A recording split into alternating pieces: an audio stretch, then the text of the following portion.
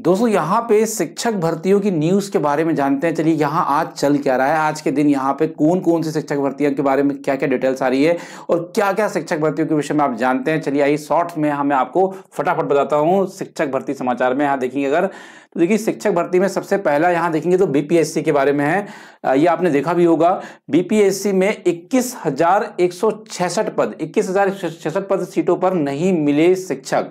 ये देखिए जब अभी T3 हुआ था तब ये कह रहे हैं कि 21,166 भर्तियां खाली गई है। इसका मतलब ये है कि भैया भर्तियां चौथे चरण में तगड़ी आने वाली है, ये ध्यान रखिएगा।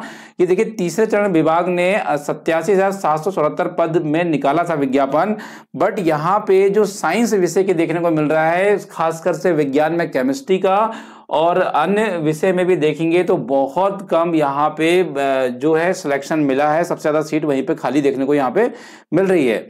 इनका बताने का तरीका ये है कि 66,608 भर्तियां इन्होंने कर ली है। 21,000 कुछ भर्तियां यहाँ पर आपको खाली देखने को मिल रही है।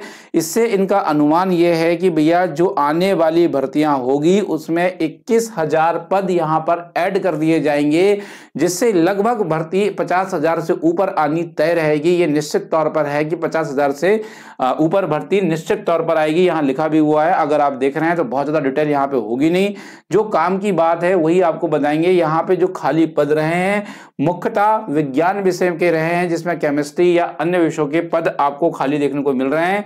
साथ साथ अंग्रेजी विषय के भी पद आपको यहाँ खाली देखने को मिल रहे हैं। दूसरी न्यूज की अगर हम बात कर लें तो भैया मध्य प्रदेश में यहाँ पर वर्ग 2 के लिए यहाँ पर विषय खेल, संगीत और गायन वादन आदि में भी और प्राथमिक शिक्षक में भी ये भर्तियां निकली हुई हैं।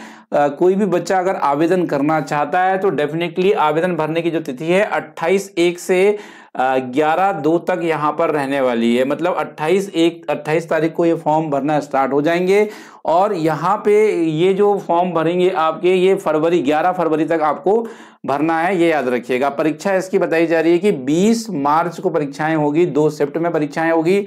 जो भी विषय में इंटरेस्टेड है, जो जिसके पास भी है ये खेल, संगीत, गायन वादन है या विषय है, तो डेफिनेटली ये MPTET वर्ग 2 के फॉर्म के लिए आप अप्लाई कर सकते हैं। हालांकि वर्ग 3 भी इसमें है।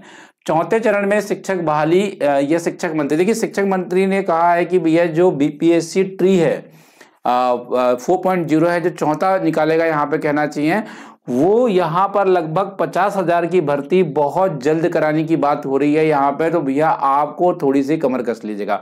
जैसे ही शिक्षा मंत्री ने कहा कि BPSC की जो चौथी भर्ती है वो जल्द ही कराई जाएगी, वैसे ही बिहार में एस्टेट वाले जाग जाते हैं।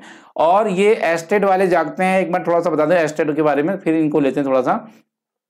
देखिए बिहार में क्या हुआ, जो हाई कोर्ट में याचिका दायर हो जाती है STET के लिए। ये कह रहे हैं कि भैया आप यहाँ पे फिर से ट्री 4.0 लेकर आ रहे हैं और STET आपने नहीं कराया अभी तक। तो ये कह रहे हैं कि उसमें बिहार में शिक्षक नियुक्ति के लिए चौथे चरण की सुगबुगाहट को देखते हुए ये कहते हैं छात्र रजत के प्रदेश उपाध्यक्ष जो है अमृत कुमार और जो भी हैं BIA, और इन्होंने क्या किया है यहाँ पे पटना उच्च न्यायालय में STET को लेकर याचिका दायर की है। तो देखिए STET पहले करा दो बोल रहे हैं, जल्दी कराओ भैया, उसके बाद BPSC ट्री लेकर आओ। तो यहाँ उसके भी एक याचिका दायर आपको देखने को मिल रही है। साथ साथ में अगली बता दूं, इग्नू ने यहाँ पर BEd की वैकेंसी निकाली हुई है। अगर आप BEd करना चाहते हैं तो इग्नू से कर सकते हैं। 5 फरवरी यहाँ पे इसकी अंतिम दिनांक है, 23 तारीख को पेपर होगा। अगर आपने अपने विषय में 50% अंक से ग्रेजुएशन किया है और अगर आपके पास 2 वर्षीय टीचिंग एक्सपीरियंस है किसी NCTE मान्यता प्राप्त विश्वविद्यालय से, तो आप इग्नू का फॉर्म भर सकते हैं। थोड़े से कम पैसे में आप BEd कर सकते हैं। अगला अगर हम देखें यहाँ पे तो ये निकल कर आ रहा है कि शिक्षक की काउंसलिंग अब होगी 21 से 30 जनवरी तक। ये कह रहे हैं कि जो बिहार में शिक्षकों की काउंसलिंग होने वाली थी वो होगी भैया यहाँ पे 21 से 30 जनवरी तक चलेगी। ये भी एक आपके लिए बढ़िया है। साथ साथ में बता दूं कि BPSC जो यहाँ पे 7th पे था, इसमें अगर आप देखेंगे तो आंसर की इसकी जारी हो गई है। 16 तक आप आपत्ति कर पाएंगे, 16 जनवरी तक इसमें आप आपत्ति दर्ज कर पाएंगे। तो ये कुछ इन्फॉर्मेशन थी जो आपको देनी थी यहाँ पे। तो एक्चुअल आपको कैसा लगा इन्फॉर्मेशन कमेंट बॉक्स में जरूर बताइएगा। जुड़ने के लिए आप सभी बच्चों को धन्यवाद, और जो भी आपकी राय कमेंट बॉक्स में लिख सकते हैं। जुड़ने के लिए बहुत धन्यवाद। Thank you so much guys, thank you so much.